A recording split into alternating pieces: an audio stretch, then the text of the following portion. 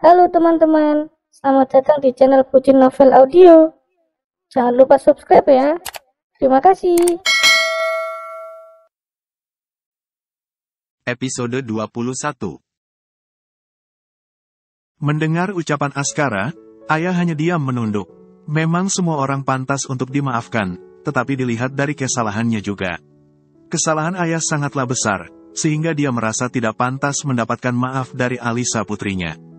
Dia yakin, Alisa akan semakin membencinya setelah tahu jika yang membunuh ibunya adalah dirinya, ayah kandungnya sendiri.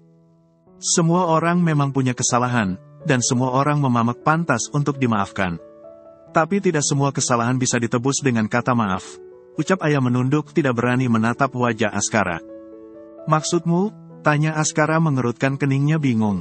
Tidak ada, kau pasti lelah, lebih baik kau beristirahatlah, ucap ayah tersenyum. Mendengar ucapan ayah, Askara hanya mengangguk kecil. Dia menatap ayah dengan tatapan sejuta pertanyaan. Dia merasa bingung kesalahan apa yang telah dilakukan ayah sehingga ayah berkata seperti tadi. Kau pasti lelah, pulanglah, bersihkan dirimu. Biar papa yang menjaga Axele di sini, ucap Nando menatap Askara. Baik, pa, ucap Askara mengangguk kecil. Kak, kami ikut ya. Biar Birma yang tinggal di sini menemani paman, ucap Pran dan Dirga. Baiklah, ayo, ucap Askara mengangguk kecil. Ayah, kami pulang dulu ya. Nanti kami akan kembali lagi. Jadi ayah tidak perlu galau seperti itu, ucap Dirga tersenyum berusaha untuk menghibur ayah. Mendengar rayuan Dirga, ayah hanya tersenyum kecil sambil menganggukkan kepalanya. Dia menatap kepergian Askara, Dirga dan Pran dengan tatapan haru. Dia sangat bersyukur karena putrinya kini telah dikelilingi orang-orang baik yang menyayanginya dengan tulus. Paman bersihkanlah dirimu terlebih dulu. Biar aku yang menemani ayah dan Axele, ucap Birma memberikan baju ganti yang diberikan pengawal kepada Nando. Kau benar, walaupun di rumah sakit, paman harus menjaga wibawa paman agar terlihat tampan, ucap Nando dengan pedenya. Mendengar ucapan Nando, Axele hanya bisa mengelengkan kepalanya pelan. Papanya itu memang memiliki tingkat kepedean yang sangat tinggi. Bahkan di usianya yang tidak muda lagi, dia tetap merasa jika dia masih sangat tampan. Walaupun itu memang kenyataan, sih. Mandinya tidak usah pakai sabun. Nanti tampannya luntur, ucap Axele tersenyum kecil. Mendengar ucapan Axele, Nando langsung mantap putranya itu dengan tatapan penuh dengan rasa tidak percaya. Dia tidak menyangka jika Axele akhirnya bisa bercanda dengannya. Apa itu artinya Axele sudah memaafkannya?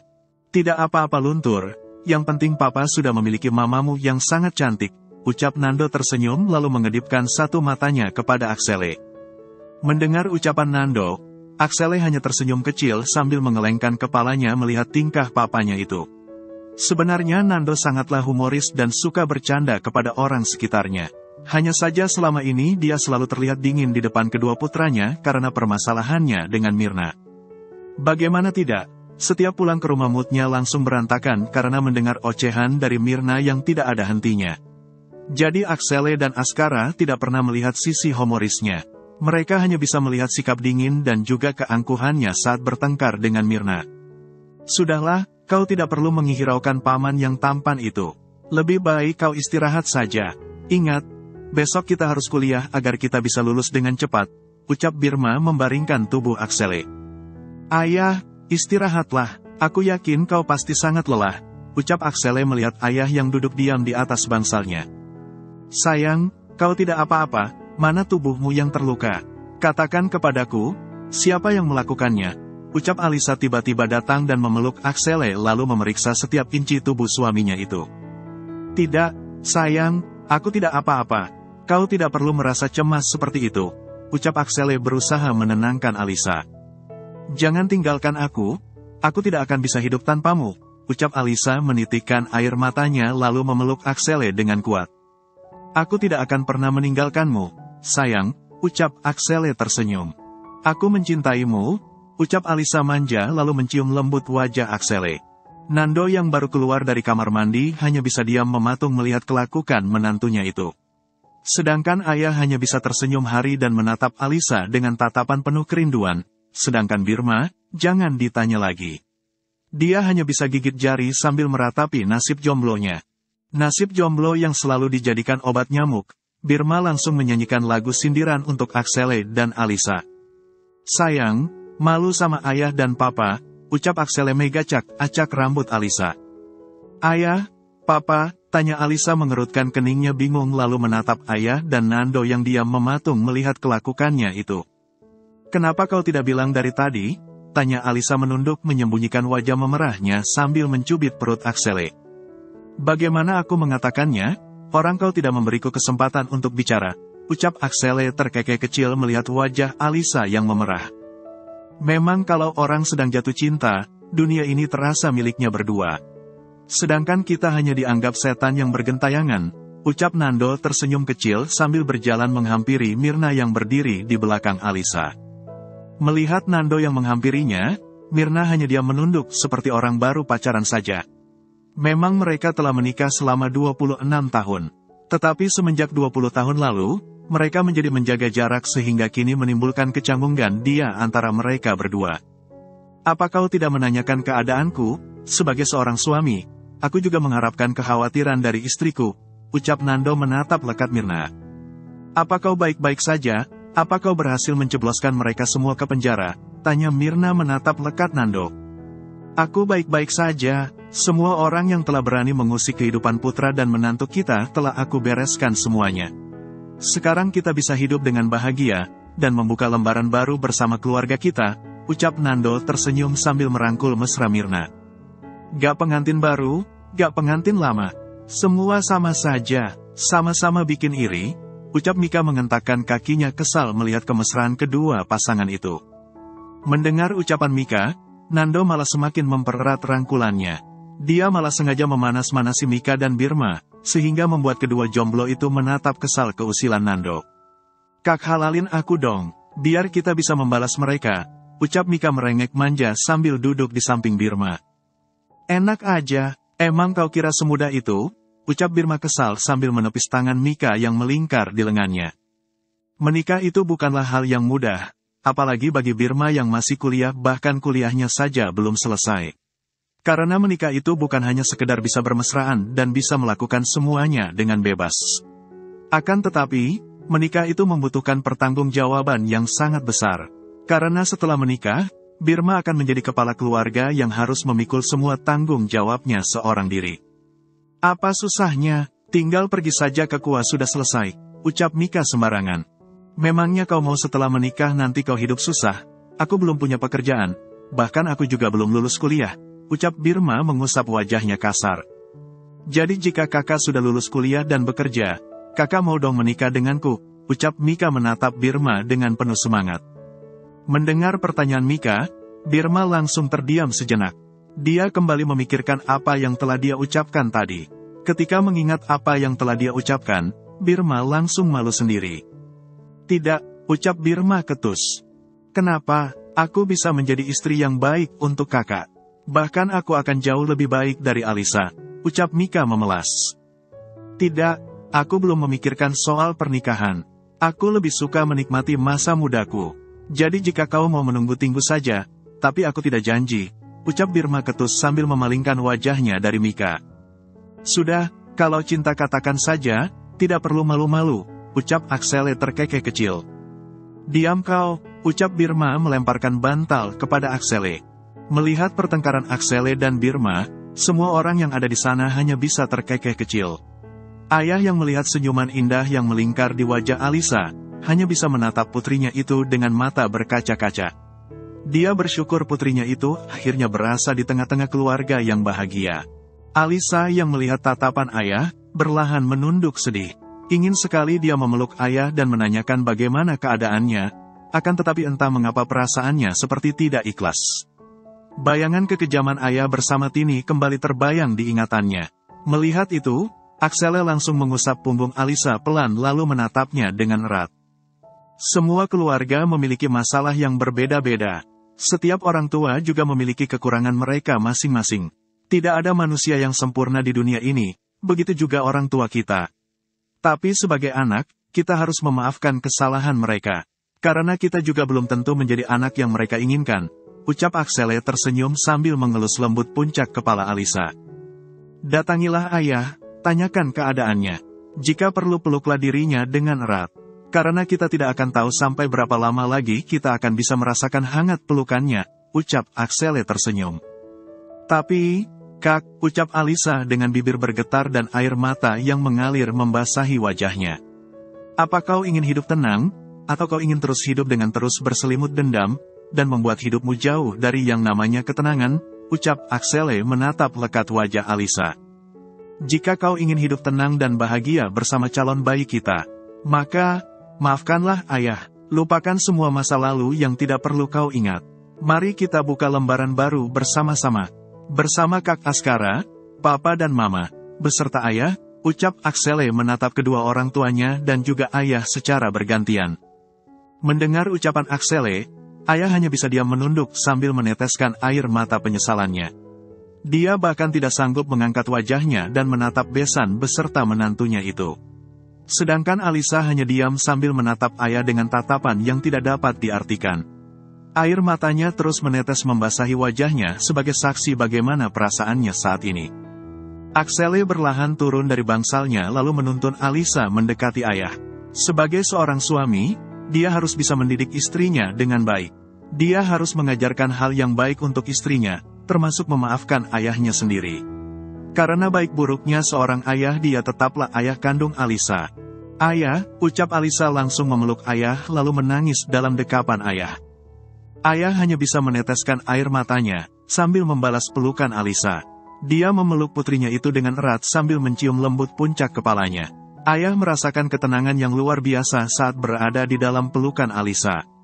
Dia terus menangis mengingat semua penderitaan yang telah dia berikan kepada putrinya itu.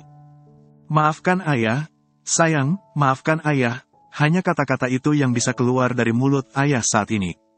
Alisa sudah memaafkan ayah. Ayah jangan tinggalkan Alisa lagi ya. Tinggallah bersama kami, ucap melepaskan pelukannya. Apa ayah boleh tinggal bersama kita? Tanya Alisa meminta izin kepada Axele. Tentu saja, kita adalah keluarga, jadi kita akan saling membantu satu sama lain, ucap Nando tersenyum. Maaf, sayang, ayah tidak bisa. Ayah harus mengelus kesalahan ayah yang paling besar, ucap ayah menunduk sedih sambil meneteskan air matanya. Ayah adalah dalang dari kecelakaan ibumu. Ayah yang merencanakan itu semua sehingga ibumu harus pergi meninggalkanmu sendirian. Alisa duduk terdiam di taman belakang. Keputusan ayah yang tidak mau tinggal bersama membuat tanda tanya yang sangat besar di dalam hatinya. Dia berpikir apa alasan ayah tidak mau tinggal bersamanya. Dari tatapan ayah, Alisa dapat melihat jika ada hal besar yang disembunyikan ayah darinya. Namun, walaupun Alisa sudah berpikir keras, dia tidak dapat menemukan hal yang menciptakan keganjalan dalam pikirannya. Ternyata kau di sini, padahal aku sudah mencarimu sekeliling mansion, ucap Axele duduk di samping Alisa. Kau sudah keluar, sudah aku katakan kau harus istirahat, ucap Alisa membuang napasnya kesal. Bagaimana aku bisa istirahat dengan tenang? Jika kau saja tidak mau menemaniku, ucap Axele membaringkan tubuhnya dan menenggelamkan wajahnya di perut Alisa. Perutmu semakin membuncit. Bagaimana ya jika perutmu membesar nantinya? Ucap Axele membayangkan bagaimana tubuh Alisa saat hamil tua nantinya. Membayangkannya saja, Axele langsung terkekeh kecil. Seperti suami tidak takut dosa, dia membayangkan tubuh Alisa yang akan berubah seperti badut nantinya. Pasti Alisa akan bergerak seperti robot dan sulit melakukan apapun karena perutnya yang membesar. Padahal itu terjadi karena ulahnya yang menghamili Alisa di usia muda. Kenapa kakak tertawa? Tanya Alisa mengerutkan keningnya bingung. Tidak ada, ucap Axele tersenyum sambil berusaha menyembunyikan pikiran nakalnya. Setelah nanti anak kita lahir, dan umurnya sudah 1 tahun. Kita langsung buat adik untuknya ya, ucap Axele menaik turunkan Alisa. Mendengar ucapan suaminya yang mesum itu, Alisa langsung membulatkan matanya terkejut. Masa iya, setelah melahirkan 1 tahun dia disuruh untuk hamil lagi? Memangnya Axele kira mengandung dan melahirkan itu mudah? Ini saja Alisa sudah dibuat pusing karena terus mabuk di pagi hari. Tentu saja, ucap Alisa tersenyum. Benarkah? Kalau begitu aku mau kita buat anak 6. Biar pas jadi tim sepak bola, ucap Axele terkekeh tanpa dosa. Tidak masalah, bahkan kita bisa buat anak dia belas biar pas jadi satu lusin. Tapi, kakak yang melahirkan dan juga mengandungnya, ucap Alisa penuh penekanan di kata-kata terakhirnya.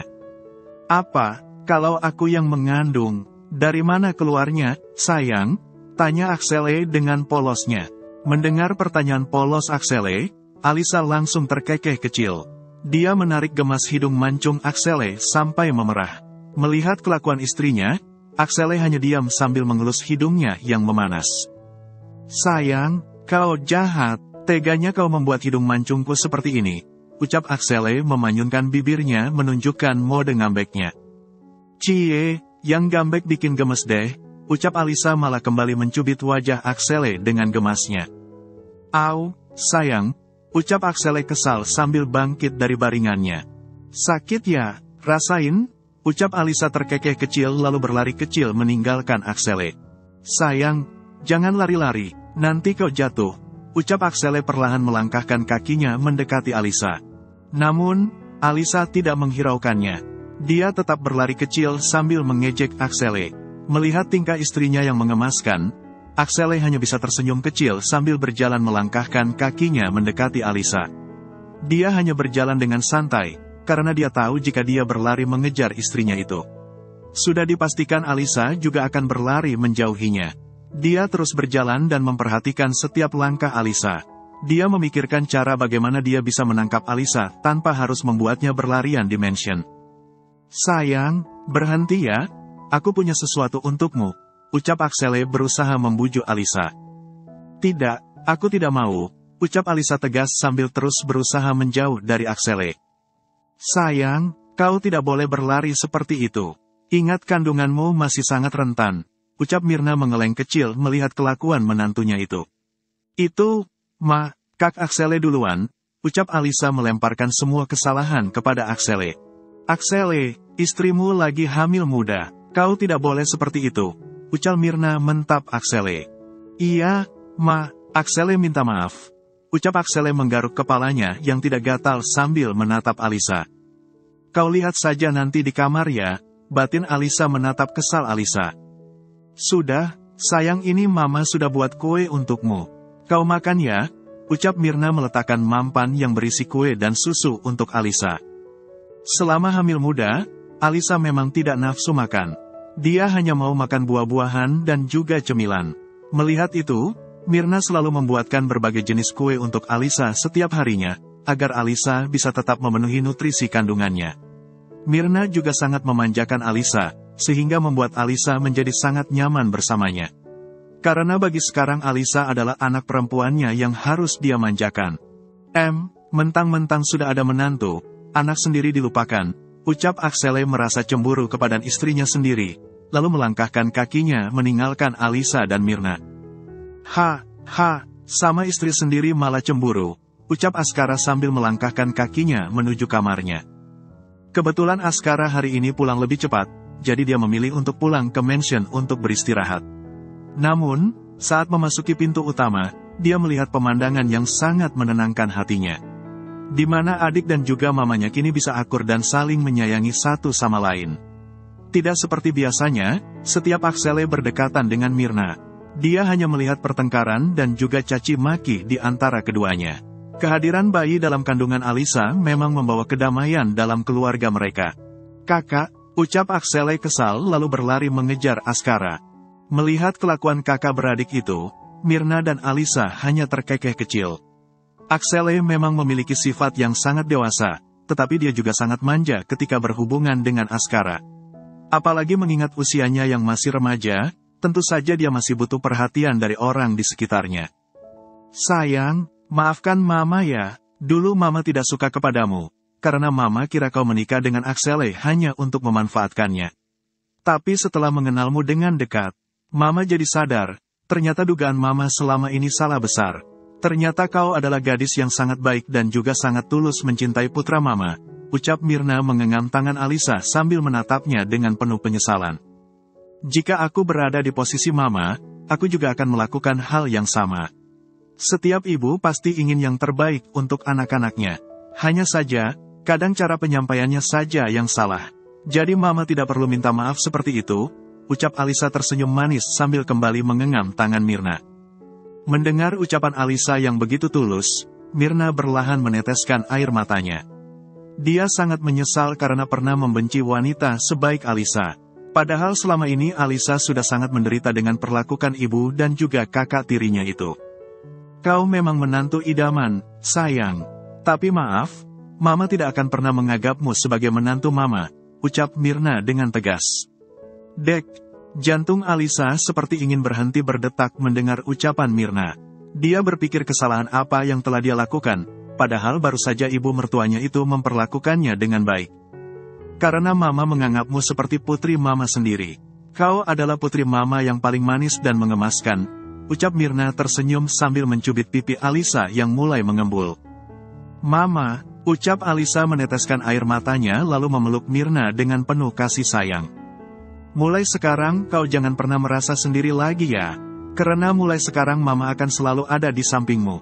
Jangan pernah sungkan untuk bercerita kepada Mama jika kau sedang ada masalah, ucap Mirna membalas pelukan Alisa sambil membelai lembut rambut panjang menatunya itu. Aksele dan Askara yang menyaksikan itu dari lantai 2 hanya bisa meneteskan air mata mereka dengan penuh kebahagiaan. Aksele langsung memeluk Askara dan menatap kebersamaan Alisa dan mamanya dengan perasaan penuh syukur. Mereka terus saja berdoa agar keluarga mereka bisa hidup harmonis untuk selamanya. Pagi, Kak, ucap Mika langsung menyambut kedatangan Birma. Mika sengaja berangkat lebih pagi ke kampus dan menunggu Birma di parkiran. Gadis bawel itu tidak ada lelahnya untuk mendapatkan hati Birma. Walaupun Birma terus mengabaikannya, tetapi Mika tidak mau menyerah sebelum dia mendapatkan apa yang dia inginkan. Melihat Mika yang sudah menunggunya pagi-pagi seperti ini, Birma hanya bisa membuang napasnya pelan. Dia memilih untuk turun dari motornya lalu melangkahkan kakinya pura-pura tidak melihat Mika. Tentu saja Mika tidak terima, dia sudah lelah menunggu tetapi malah dicuekin begitu saja. Aku ditinggalin. Untung saja ganteng, kalau tidak, Oce Mika kesal lalu melangkahkan kakinya mengejar Birma. Stop, ucap Mika merentangkan kedua tangannya menghalangi jalan Birma. Ada apa lagi, sih? Tanya Birma menatap kesal gadis tengil di depannya. Aku sudah lelah menunggu kakak. Tapi kakak malah ninggalin aku begitu saja. Memang kakak tidak punya hati, ucap Mika memanyunkan bibirnya kesal. Mamangnya aku menyuruhmu untuk menungguku, tanya Birma. Tidak, ucap Mika mengelengkan kepalanya. Nah, itu tahu, ucap Birma santai lalu kembali melangkahkan kaki. Mendengar ucapan Birma, Mika langsung memasang wajah sedihnya.